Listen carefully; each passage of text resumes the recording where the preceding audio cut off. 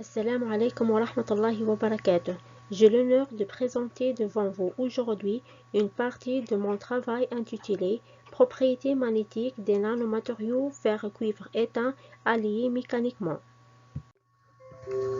Le but de notre étude est la compréhension des mécanismes de formation de composés ternaires fer-cuivre éteint et nous nous sommes intéressés spécialement à l'étude des propriétés magnétiques des poudres fer-cuivre éteint.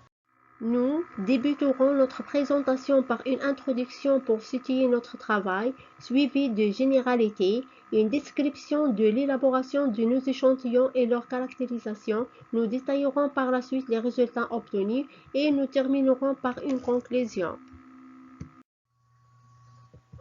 Les alliages à base de fer présentent des bonnes propriétés magnétiques, alors que les alliages à base de bronze sont utilisés en raison de leur conductivité thermique et électrique élevée.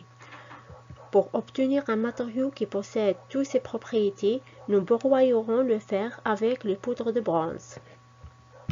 Le diagramme de phase du système cuivre éteint est un diagramme hypotectique complexe caractérisé par plusieurs transformations de phase, à savoir eutectoïde, péritectique, métatectique, péritectoïde, eutectique et allotropique, et la possibilité de formation de plusieurs composés binaires.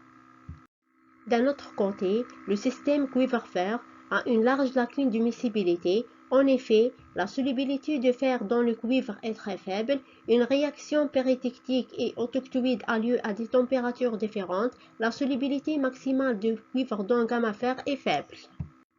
Le système fer-éteint enregistrait la formation des 4 phases intermédiaires à fusion non congruente et la présence d'une large lacune de miscibilité à l'état liquide, suivie d'une réaction monotectique, 4 transformations péritectiques et 2 transformations eutectoïdes.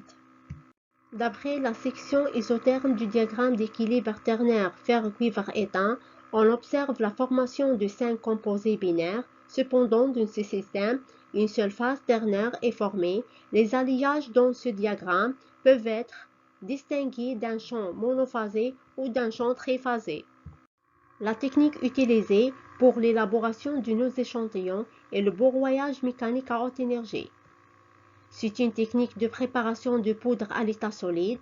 Elle engendre des phénomènes de fracture et de soudage répétés, par laquelle il y a différents types des alliages tels que les phases métastables, les solutions solides et les alliages amorphes et quasi-cristallins. Il est basé sur les collisions répétées entre billes poudre bille et billes poudre jarre. Il introduit des déformations plastiques, une variété de défauts structuraux tels que dislocation lacune et augmente la diffusivité du solide dans la matrice. Le protocole d'élaboration utilisé commence par le choix de poudres élémentaires, à savoir le fer et le bronze. Nous avons manipulé les poudres dans une boîte à gants sous atmosphère d'argon pour éviter la contamination.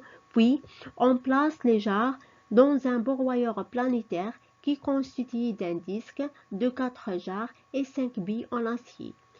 Le disque et le jarre sont animés d'un mouvement de rotation de sens opposé. Le rapport massique bille-poudre est de 10/1 et la vitesse de rotation du disque est 350 tours par minute avec un temps d'arrêt d'1 heure. Les poudres sont récupérées pour leur caractérisation. Pour étudier l'effet de temps de broyage sur nos poudres, nous avons utilisé la diffraction des rayons X grâce à un diffractomètre de type Becker D8.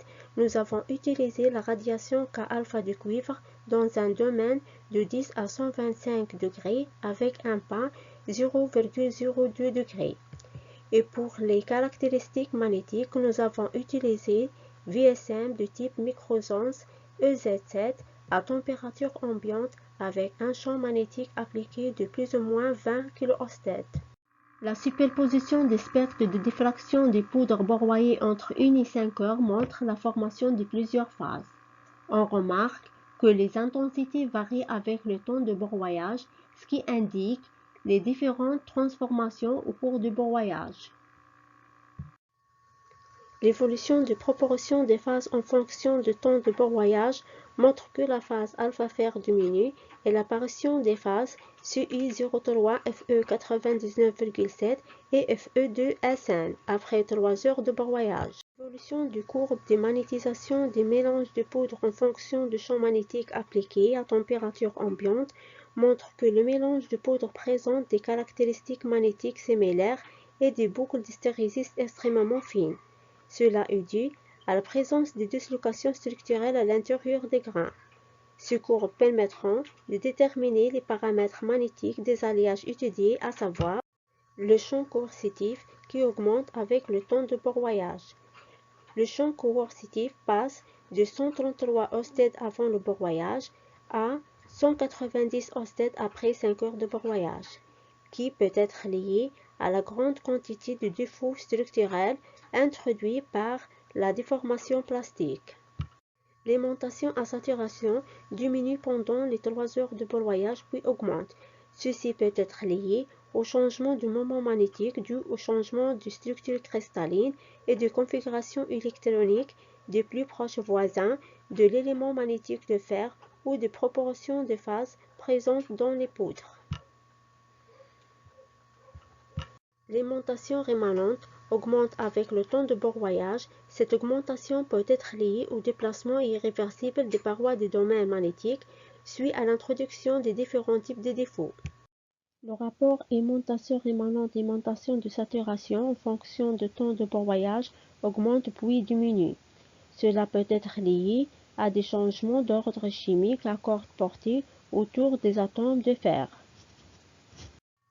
En conclure, le broyage mécanique du système fer-cuivre éteint conduit à la formation de différentes phases, à savoir CU10SN3, CU90SN10, CU03 FE 99,7 et FE2SN. L'addition de fer sur les poudres de bronze est importante pour augmenter les propriétés magnétiques de ces dernières. Les propriétés magnétiques de poudre obtenues après 5 heures de broyage sont le champ coercitif 190, l'aimantation de saturation 140, l'aimantation rémanente 12 et le rapport aimantation rémanente et aimantation de saturation 0,085. Merci pour votre attention.